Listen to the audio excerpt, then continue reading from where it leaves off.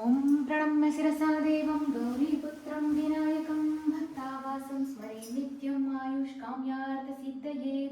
प्रथमं वक्रतुण्डं च एकदन्तं द्वितीयकं तृतीयं कृष्णपिङ्गाक्षं गजवक्त्रं चतुर्थकं लम्बोदरं पञ्चमं च षष्ठं विकटमेव च सप्तमं विघ्नराजेन्द्र धूम्रवर्णं तथाष्टकं नवमं भालचन्द्रं च दशमं तो विनायकम् एकादशं गणपतिं द्वादशं तो गजाननं द्वादशैतानि नामानि त्रिसन्धिक्पठेन्नरः न च विघ्नभयं तस्य सिद्धिकरं प्रभो।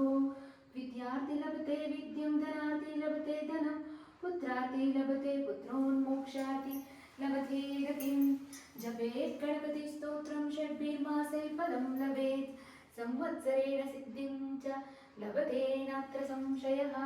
अष्टेभ्यो ब्राह्मणेभ्यश्च लिखित्वा यः समर्पयेत् तस्य विद्या भवेत् सर्व गणेशस्य प्रसादतः। इति श्री संकष्टनाशन गणपति स्तोत्रं सम्पूर्णम्।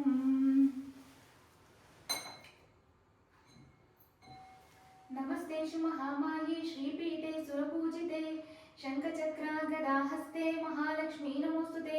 नमस्तेषु गरुडारूढे कोलासुरभयङ्करी सर्वपापाहरे देवी महालक्ष्मी नमोस्तुते। सिद्धिबुद्धे प्रदे देवी भुक्तिमुक्तिप्रदायिनी मंत्रमूर्ते सदा देवी महालक्ष्मी नमोस्तुते।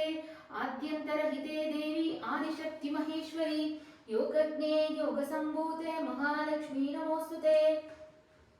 स्थूल सूक्ष्म महारौद्रे महाशक्ति महोदरे महापापाहरे देवी महालक्ष्मी नमोस्तुते।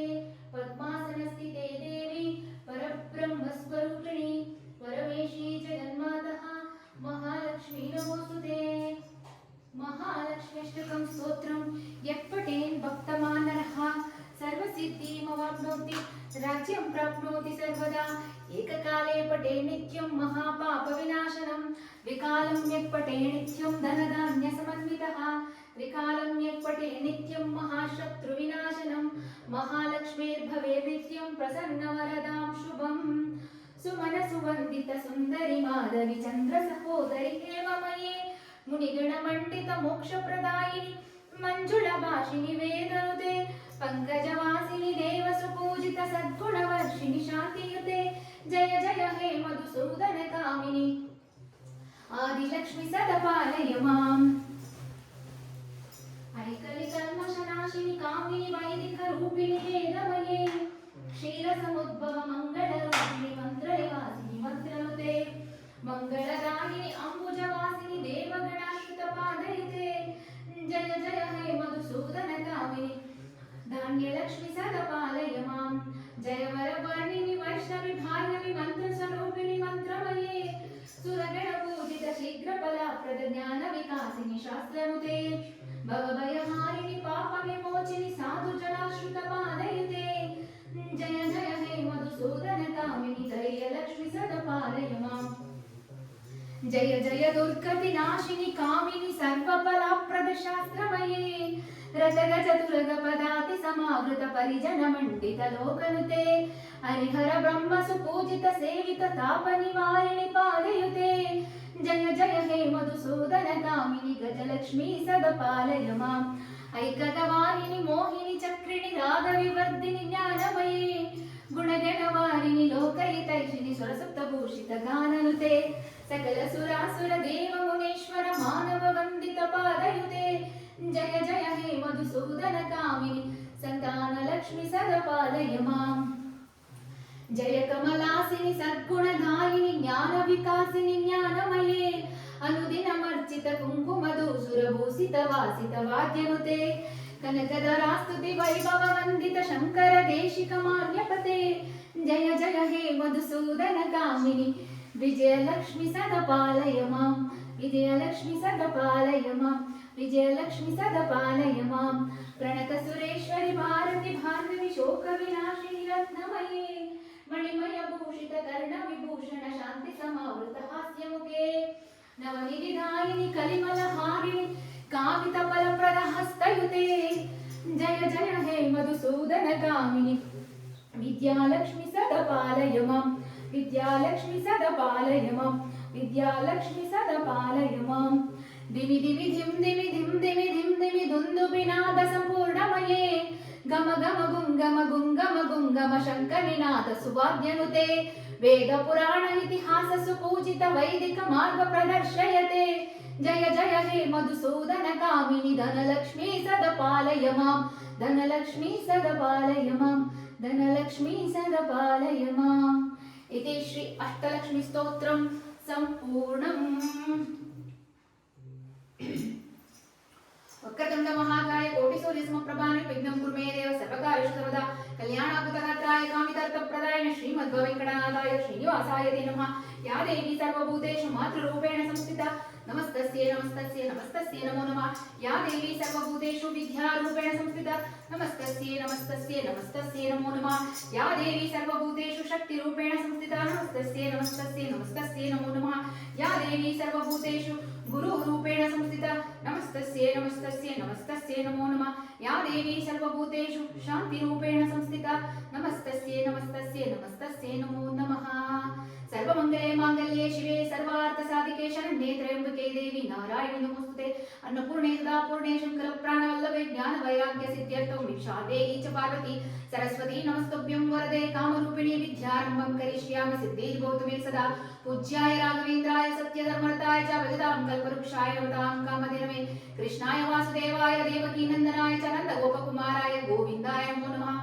ॐ गं गणपतये नमः ॐ गं गणपतये नमः ॐ गं गणपतये नमः ओम नमः शिवाय ओम नमः शिवाय ओम नमः शिवाय ओम नमः शिवाय ओम श्री सुब्रह्मण्येश्वराय नमः ओम श्री सुब्रह्मण्येश्वराय नमः ओम श्री सुब्रह्मण्येश्वराय नमः ओम गं गणपतये नमः ओम गं गणपतये नमः ओम गं गणपतये नमः ओम नमः शिवाय ओम नमः शिवाय ओम नमः शिवाय ओम नमः शिवाय ओम श्री सुब्रह्मण्येश्वराय नमः ओम श्री सुब्रह्मण्येश्वराय नमः ओम श्री सुब्रह्मण्येश्वराय नमः मनोजवं मार्ततुल्यवेगं जितेन्द्रियं बुद्धिमतावरिष्ठं वातात्मजं वानरयोधमुख्यं श्रीरामदूतं शिरसा नमामि बुद्धिर्बलं यशोधैर्यं निर्भयत्वम् आरोग्यताम् अजाड्यं वपुटत्वं च हनुमान् स्मरणात् भवेत् जय हनुमान ज्ञान गुण सागर जय कपीश दिगलोक उजागर रामदूता दलित बलधामा अंजलि पुत्र पवन सुतनामा महावीर विक्रम बजरंगी कुमति निवारि सुमति के संगी कंचन वरण विराज सुवेश कानन कुंडल कुंचित केश रामाय रामभद्राय रामचंद्राय वेदसे रघुनाथाय नाथाय सीताय पतये नमः अश्वत्थामो बलिर्व्यासः हनुमद्विभीषणः कृपा परशुरामश्च सप्तर्षिके चिरञ्जीविः अहल्या द्रौपदी सीता तारा मण्डोदरी तथा पञ्चकन्ये स्मरे नित्यं महापातकनाशनं शान्ताकारं भुजगशयनं पद्मनाभं सुरेशं विश्वाधारं गगनसदृशं मेघवर्णं शुभाङ्गं लक्ष्मीकान्तं कमलनयनं योगिहृद्यानगम्यं वन्दे विष्णुं भवभैरवं सर्वलोकैकनाथं शशङ्खचक्रं सकिरीटकुण्डलं सपीतवस्त्रं सरसिरुवक्षणं सहारवक्षस्थलकौस्तुभं श्रियं नमामि विष्णुं शिरसा चतुर्भुजम् अनन्याश्चिन्तयन्तो मां ये जना पर्युपासते तेषां नित्याभियुक्तानां योगक्षेमं वहाम्यहं पवित्राणाय साधूनां विनाशाय दुष्कृतां धर्मसंस्थापनार्थाय सम्भवामि युगे युगे श्रीराम राम रामेति रमे रामे मनोरमे सहस्रनाम तत्तुल्यं राम राम वरानने श्रीराम राम रामेति रमे रामे मनोरमे सहस्रनाम तत्तुल्यं राम राम वरानने श्रीराम राम रामेति रमे रामे मनोरमे सहस्रनाम तत्तुल्यं राम राम वरानने राम राम वरानने ओम नमः इति यत्र यत्र रघुनाथकीर्तनं तत्र तत्र कृष्णमस्तकाञ्जलिं बाष्पावारि परिपूर्णलोचनं मारुतिं नमत राक्षसान्तकं ज्ञानानन्दमयं देवं निर्मलास्फटिकाकृतिम् आधारं सर्वविद्यानाम् अयग्रीवम् उपास्महे कूजन्तं राम रामेति मधुरं मधुराक्षरम् आरोह्य कविताशाकं वन्दे वाल्मीकिकोकिलम् विठ्ठल विठ्ठल पाण्डुरंगा जय हरि विठ्ठल पाण्डुरंगा विठ्ठल विठ्ठल पाण्डुरंगा जय हरि विठ्ठल पाण्डुरंगा विठ्ठल विठ्ठल पाण्डुरंगा जय हरि विठ्ठल पाण्डुरंगा ओम नमो नारायणाय ओम नमो नारायणाय ओम नमो नारायणाय ओम नमो भगवते वासुदेवाय ओम नमो भगवते वासुदेवाय ओम नमो भगवते वासुदेवाय ओम नमो भगवते वायुनंदनाय नमः ओम नमो भगवते वायुनंदनाय नमः ओम नमो भगवते वायुनंदनाय नमः ओम नमो भगवते सूर्यनारायणाय ओम नमो भगवते सूर्यनारायणाय ओम नमो भगवते सूर्यनारायणाय ओम शं शनेश्वराय नमः ओम शं शनेश्वराय नमः ओम शं शनेश्वराय नमः ओम त्र्यंबकं यजामहे सुगंधिं पुष्टिवर्धनम् पुष्टिवर्धनम् ऊर्वारुकमिव बन्धनात् मृत्योर्मुक्षीयमामृतात् ॐ त्र्यम्बकं यजामहे सुगन्धिं पुष्टिवर्धनम् ऊर्वारुकमिव बन्धनात् मृत्योर्मुक्षीयमामृतात् ॐ